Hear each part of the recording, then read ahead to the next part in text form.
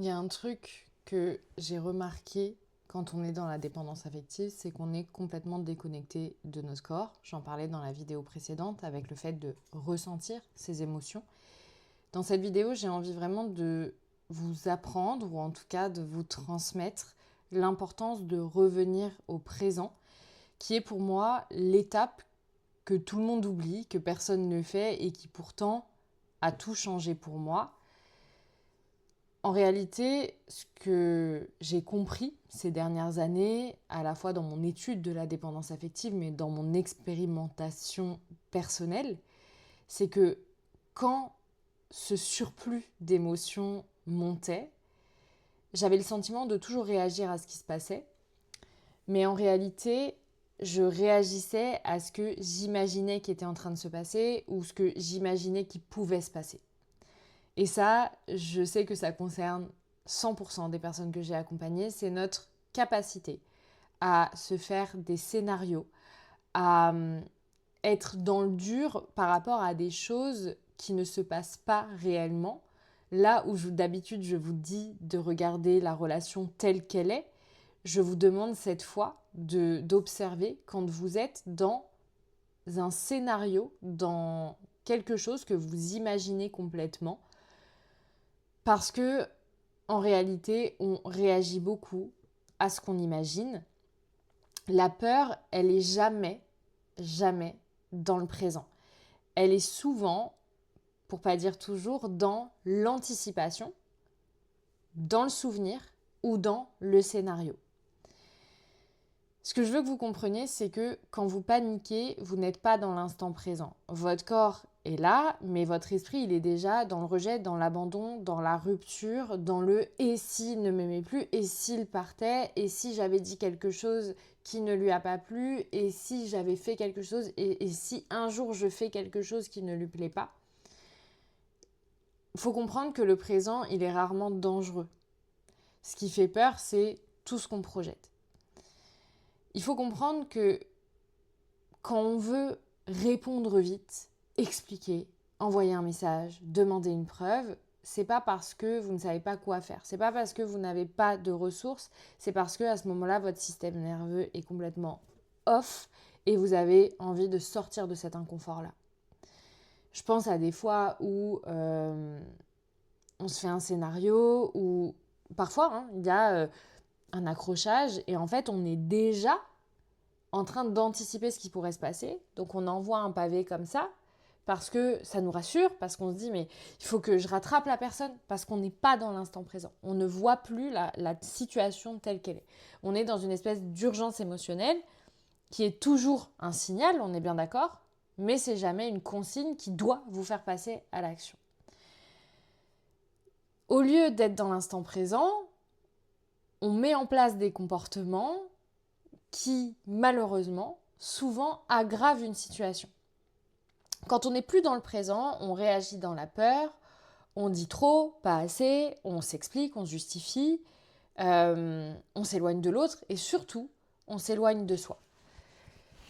Je vous dis ça parce qu'il n'y a pas si longtemps, j'en discutais avec quelqu'un. En fait, on met de la distance pour faire réagir. On est déjà dans l'anticipation. On a besoin d'être complètement avec soi. Tout ce que tu fais hors de cet instant-là, malheureusement, tu vas le faire contre toi. Tu es tellement dans cette urgence-là, tellement dans l'anticipation, dans la projection, que tu vas plus te faire de mal que te faire de bien.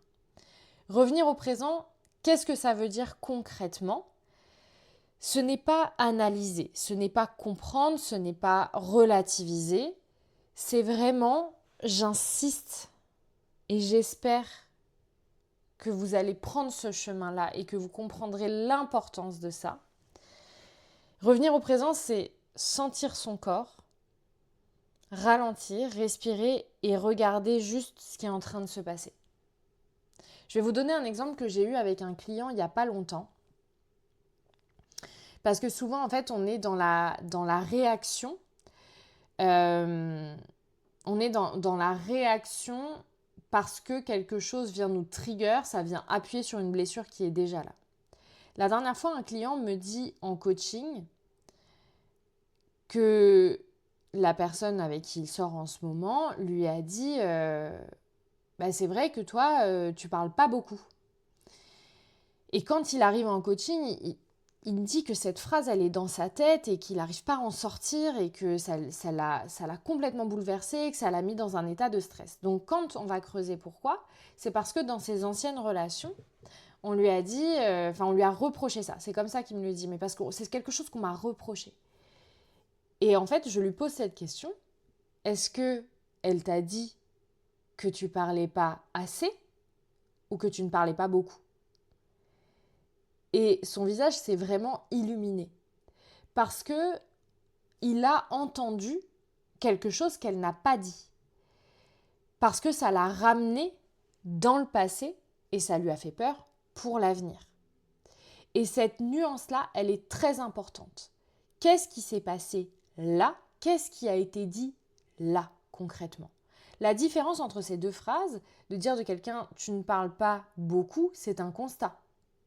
C'est neutre. Il n'y a pas de bien ou de pas bien.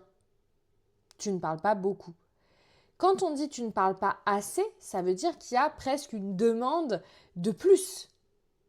J'aimerais que tu parles plus. Mais lui, il était déjà dans le passé de ce qu'on lui avait déjà dit ou reproché et dans l'anticipation des conséquences que ça pourrait avoir.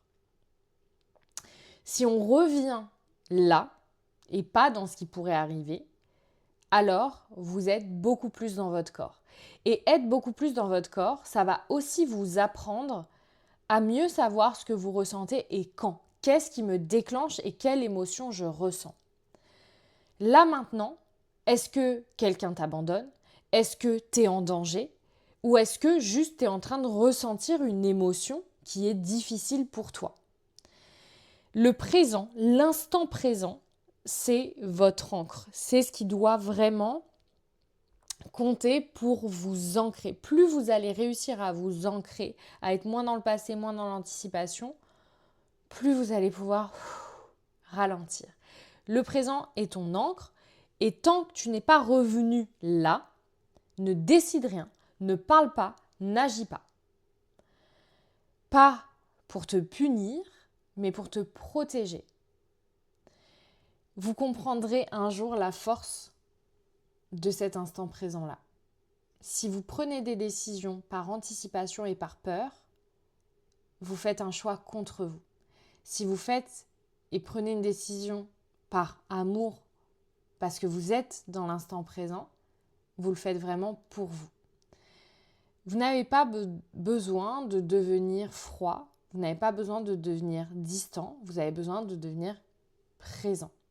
Quand vous apprenez à revenir dans le présent, vous reprenez vraiment le pouvoir sur vos réactions et l'amour, les relations amoureuses redeviennent un espace de choix et plus un espace de survie.